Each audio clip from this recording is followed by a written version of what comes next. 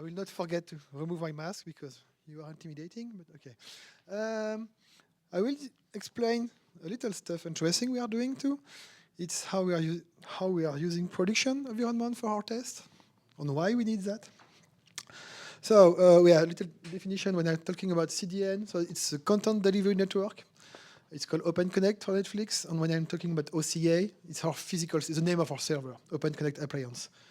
And we have different terms about member, clients. Client, when we talk about clients, is a Netflix software running everything, everywhere.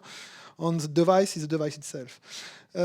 So the optimization we are doing on the FreeBSD, so we are using the standard IP stack. We don't have using DPDK or NetMap or stuff like that. It's a very standard TCP stack. The file system is UFS for the storage disk, and ZFS for the operating system, for the snapshot feature, on boot environment mainly.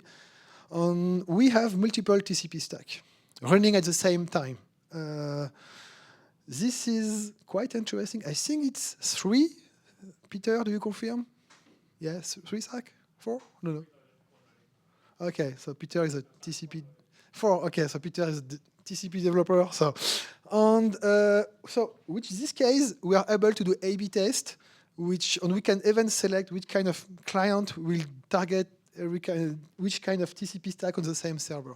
So it's quite a great feature that FreeBSD has. So we are using Nginx, and it's all open source stuff. And for the regression test of this part, so the CI, so each time there is a, oh yes, I will talk about. So I will talk about doing CI on test. So we have lots of clients, of physical clients. I mean, let's try to imagine the number of TV that you have nowhere of the brand of smartphone of.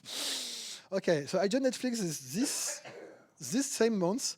And 2 weeks after, I've learned that we still have one running on customer watching movie on this kind of device. It was quite so. Let's try to imagine. Let's try to build on a big lab with all kind of physical device you run on. How do you end up with, I don't know, 1,000 of like you try to automate it, so you have to plug something. So there is no way. I mean, on all Wi-Fi, all ISP network in the world, so there is no way to be able to correctly, be able to emulate the traffic our server are receiving.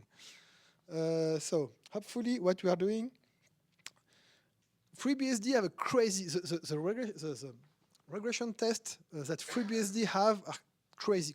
If you compare to a Linux, I try, for example, try to check what's the Ubuntu distribution, what's the regression test. They are using the Linux test project, which is a kernel only. But what about all the, I don't know, all the software they embed with? So with FreeBSD, you are testing the kernel, you are testing the baseline.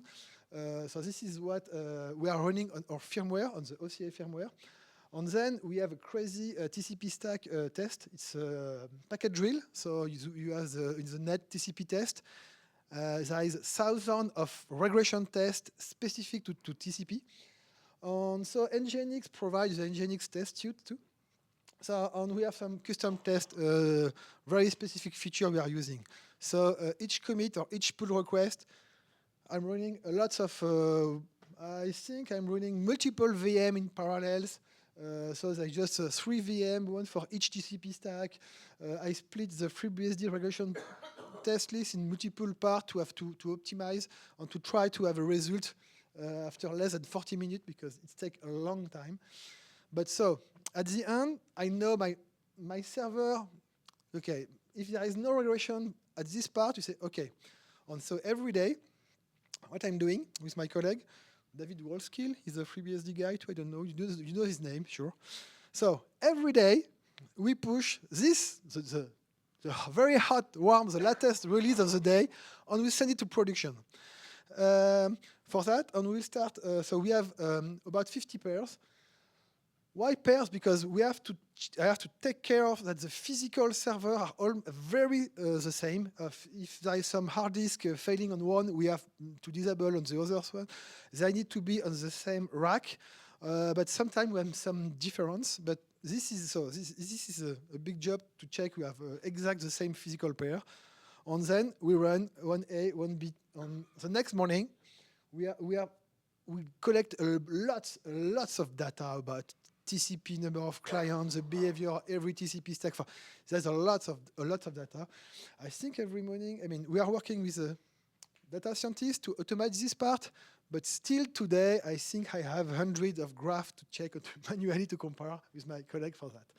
So this is every day. So every night, you have a lot of customers who are served by very, very, very hot code for the day. It's working well because the Netflix clients, so the software on your device, are quite smart. So when he starts to serve, to display some video, he's opening multiple TCP stacks, so I think multiple OCA server, and he's monitoring if he's receiving packet or not. And so he's able, without have to opening new TCP stack, TCP session, he have already ready TCP session, so he can very, very quickly switch to one server to another server, which allow us even to reboot a production server on with the buffer, the buffer size. There is no, the customer sees nothing. So it gives us lots of possibility to work with the production server. So this is quite very cool. We can still create some bugs. For example, if you break some SSL specific client, it can impact the production, but this is very, it happened. So this is every day. On every 4 weeks, Gleb has created something that is called the stabilization weeks. So every 4 weeks, we synchronize our FreeBSD because it's almost the upstream version with the current branch, and then we run a production, a big longer. So this is for the release. We will deploy it everywhere. So it's a longer test. It's a 4-day test, and this is ABBA test. So it's a 4 days. It's why 4 days? Because, like I say, we try to have exact physical server, but science and physics, you can have some difference, which means by using these two ways. So this is an example of test. So this is a power. This is the power consumptions. So it's the same server, almost. Perhaps one is lower in the rack and one is hotter. So one is cooler than the others, and the fan, I don't know, but the fan could be a little bit going faster. Then it's consumed a little more. So this is why we are switching. For 2 days. After 2 days, we switch, and so we can check the difference, and we can confirm it's a difference in the code or not, if it's a physical server or not. So this is it. I think it's done, and we're still hiring. Question? No? Okay.